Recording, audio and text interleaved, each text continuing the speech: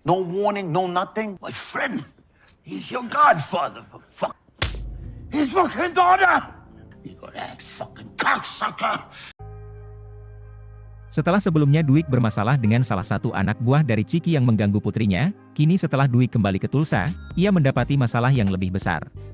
Yang mana anggota FBI telah mengetahui semua bisnis dari Dwight dan hendak menghentikannya. Jadi tanpa berlama-lama, mari kita mulai alur ceritanya.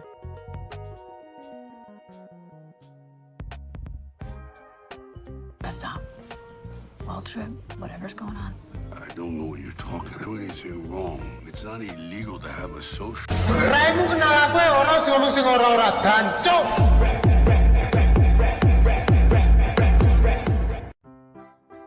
Episode 6 diawali dari teman kerja Manny yang menemui Stasi dan rekannya.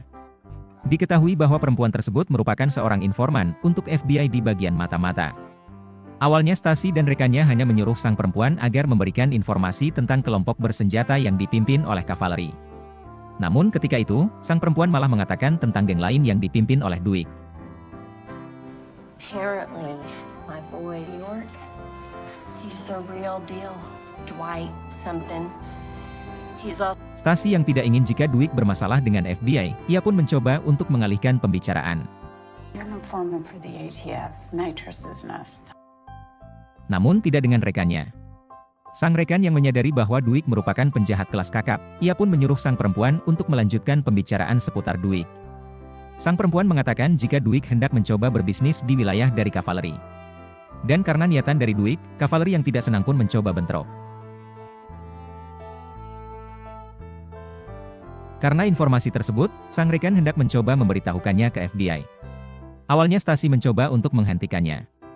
Namun dirinya yang menyadari jika sang rekan mulai curiga, ia pun mengurungkan niatnya.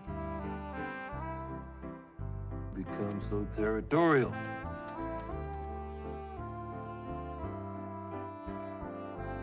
Di sisi lain, beberapa anak buah dari Chiki berkumpul bersama dengan ayahnya, Pete. Chiki melaporkan tindakan dari Dwight yang menghabisi Nico tanpa memberikan alasan kepadanya. Namun di sini, sang bos mempercayai bahwa tindakan dari Dwight pasti memiliki alasan yang kuat. Whatever was going on. Hal tersebut karena sang bos yang amat sangat percaya dengan Dwight dari dulu. Chiki yang amat sangat marah, meminta izin kepada ayahnya untuk menghabisi Dwight dan putrinya. Him and his fucking daughter. Mendengar Chiki hendak menyakiti putri dari Dwight, sang bos besar sangat marah. What'd you say? What up? Alasan dari kemarahan tersebut karena sang bos sudah berjanji kepada Dwight akan menjaga putri dan mantan istrinya sebagai balasan ditahan selama 25 tahun.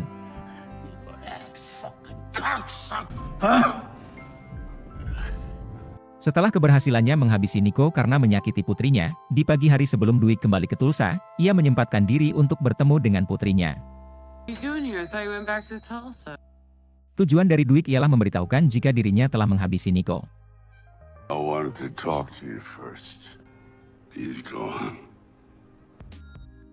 Awalnya Tina merasa marah dengan tindakan dari ayahnya. Namun Dwight mengatakan jika perbuatan yang ia lakukan semata-mata hanya karena rasa cinta terhadap putrinya.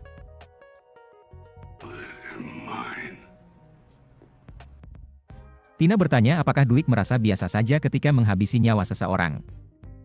Feel nothing. Namun lagi-lagi Dwight mengatakan bahwa dirinya tidak bisa melihat putrinya disakiti.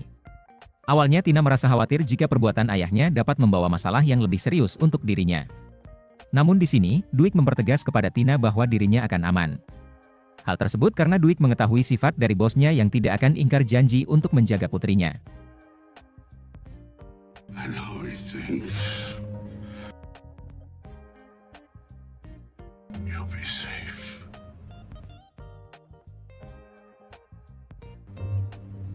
Ketika tiba di Tulsa dan bertemu dengan Tyson, Tyson mengatakan tentang dirinya yang ditangkap oleh polisi dan teleponnya yang dirampas. They took my phone, which is why I couldn't even get in contact. That phone had all my contacts in it, man. Menyadari jika situasi kurang baik, Dwight langsung bergegas menuju ke toko dari Body.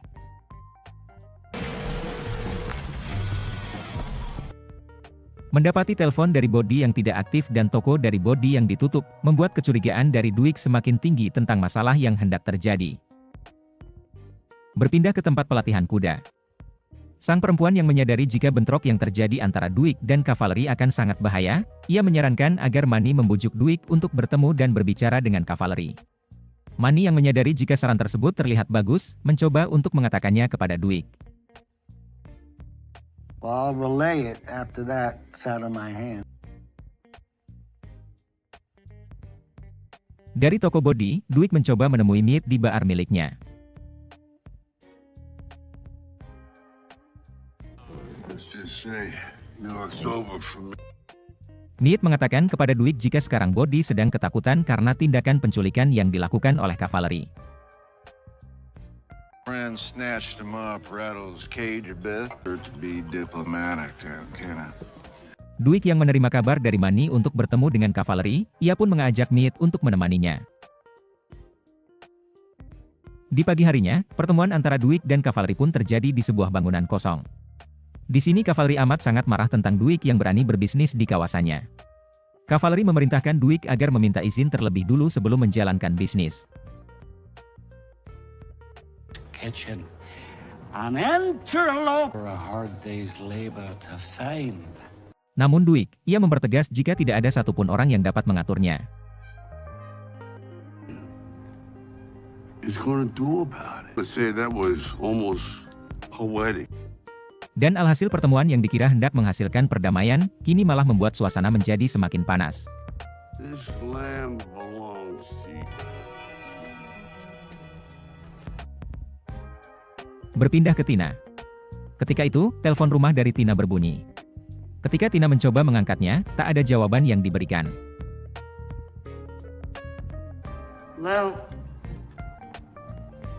Tina yang sedikit merasa takut, mencoba untuk memberitahukan kepada ayahnya.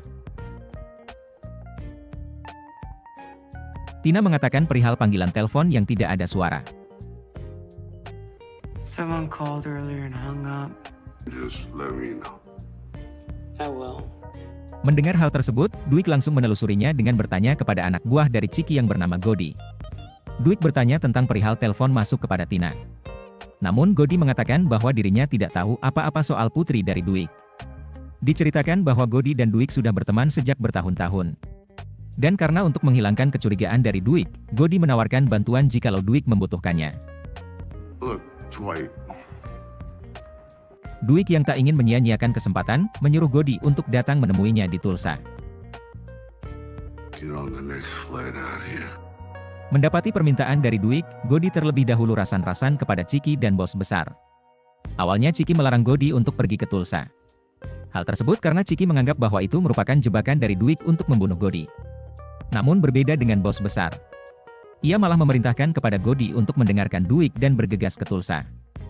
Let's hear what he has to say. I'm all ears. Sang bos amat sangat percaya dengan Duik, dan tak mungkin jika Duik membunuh Godi yang mana merupakan penasihat dari bos besar. Di sisi lain, Stasi menyuruh Duik untuk menemuinya. Stasi memberikan informasi tentang FBI yang sudah mengetahui beberapa tindakan dari Duik. Stealing and then you're shaking down some fucking weed. Stasi menyarankan agar Duik berhenti dari bisnisnya. Namun di sini, Duik tetap mengelak setiap praduga dari Stasi. Duik hanya menyuruh Stasi agar santai dan biasa saja.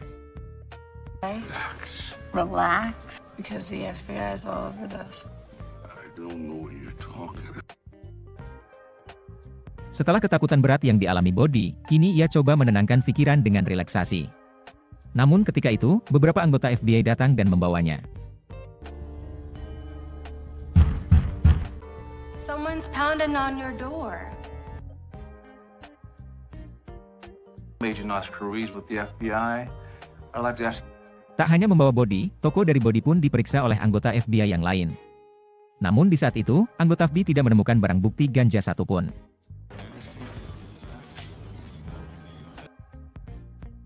Di malam harinya, Duik mencoba berkumpul bersama beberapa anggotanya. Namun ketika itu, Bodi yang sudah dilepaskan oleh FBI, datang ke tempat tersebut.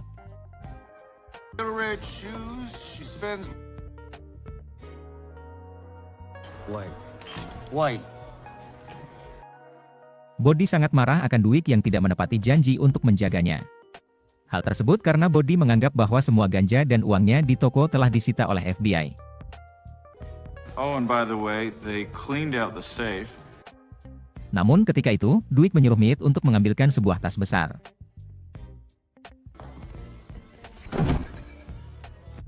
Dan ternyata, semua ganja dan uang yang berada di toko Bodhi sudah lebih dulu diamankan oleh Duik. Karena hal tersebut, seketika Bodhi langsung meringis kesenangan. Hey, don't you fucking kiss me.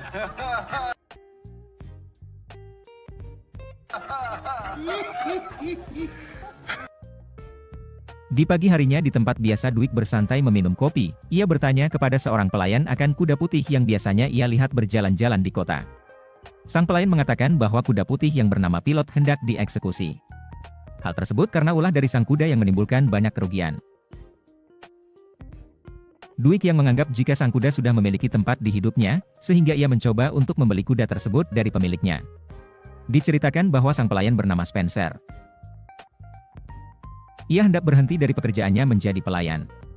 Karena hal tersebut, Duik mempekerjakan Spencer untuk menjaga dan merawat sang kuda putih. I love horses.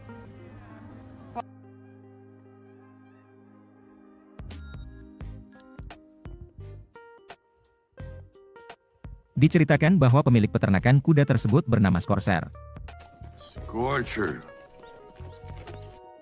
Ia memberikan waktu 1 minggu kepada Duik untuk menjinakkan kudanya agar tidak berkeliaran. Hal tersebut karena Scorcher menganggap bahwa ulah dari sang kuda dapat membuat buruk nama peternakannya. Order the things, how they work. Di saat itu pula, Stasi mencoba untuk menghubungi Duik. Stasi mengajak Duik untuk menjebak kavaleri dengan berpura-pura memesan beberapa senjata darinya. Diceritakan bahwa kavaleri merupakan pemroduk senjata ilegal yang sangat sulit ditangkap. Namun di sini Duik menolaknya. Malahan Duik mengatakan jika hubungannya dengan Stasi cukup sampai di sini saja. We done here. That's it? Alasan dari Duik karena ia khawatir jika Stasi terlibat dalam bahaya yang lebih serius. Well, good luck then. Yeah. Di malam harinya, Duik mencoba untuk menemui Mead di tempatnya. Tujuan dari Duik ialah mengajak Mead untuk bermitra merenovasi tempatnya menjadi lebih besar. Dancers, food's pretty good here. Namun ketika itu, bar dari Mead diserang oleh orang tak dikenal. Dengan mencoba berputar lewat belakang, akhirnya Duik dan Mead dapat melumpuhkannya.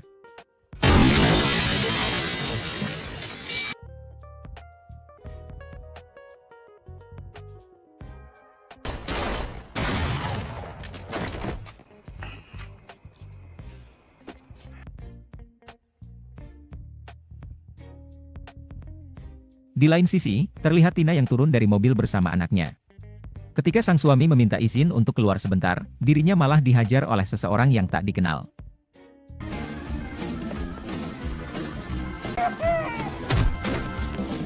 Namun jika dilihat-lihat, postur dari tubuh orang tersebut seperti Chiki.